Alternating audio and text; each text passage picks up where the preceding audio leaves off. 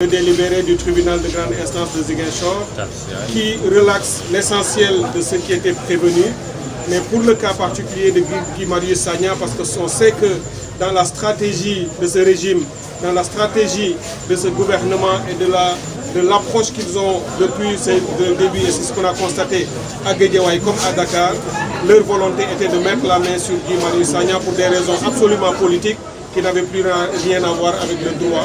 Et heureusement, le juge a compris le peuple, le juge a écouté, le juge a finalement donné un verdict qui est plus qu'un verdict d'apaisement, qui va dans le sens du droit, dans le sens de la justice, et nous nous en félicitons. Ça montre effectivement qu'aujourd'hui dans la justice sénégalaise, il y a encore des juges debout qui savent prendre leurs décisions en leur âme et conscience, avec leur intime conviction pour libérer ce peuple de la tyrannie que Macky Sall est en train d'installer.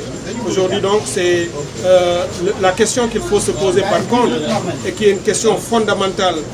C'est la principale leçon qu'il faut tirer de tout ceci, c'est de se poser ensemble, le peuple sénégalais tout entier, se dire tout ça pour ça. Pourquoi on en est arrivé à ça? La Constitution du Sénégal donne aux Sénégalais, aux citoyens, le droit de manifester de manière pacifique. Yewwi Askan Wi a appelé à une manifestation le 8 qui s'est passée dans les règles de l'art. Aucun problème ne s'est posé. Une semaine après, une manifestation a été interdite de manière absolument illégale, contraire à la Constitution, et on ne comprend pas comment un arrêté d'un préfet peut-il se mettre au-dessus d'une Constitution. Et c'est ce qui a occasionné ces troubles avec mort d'homme. Pour le cas de Ziguinchor, et il est important que je m'arrête là-dessus, non seulement la Constitution a été violée, non seulement un préfet qui n'a pas le droit de le faire a sorti un arrêté interdisant, mais le problème que nous venons de découvrir dans ce tribunal au moment de l'audience, c'est que même l'arrêté du préfet comporte une faute énorme qui rend caduque l'essentiel de la procédure quasiment et de tous les actes qui ont dérivé de cet arrêté.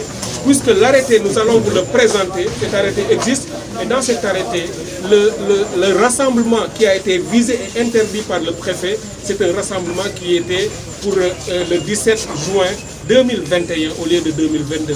Et c'est ça qui est sorti dans l'arrêté. Donc du coup, techniquement et légalement, il n'est pas normal qu'un arrêté de cette nature-là ait créé dans notre pays tout ce qui a été créé.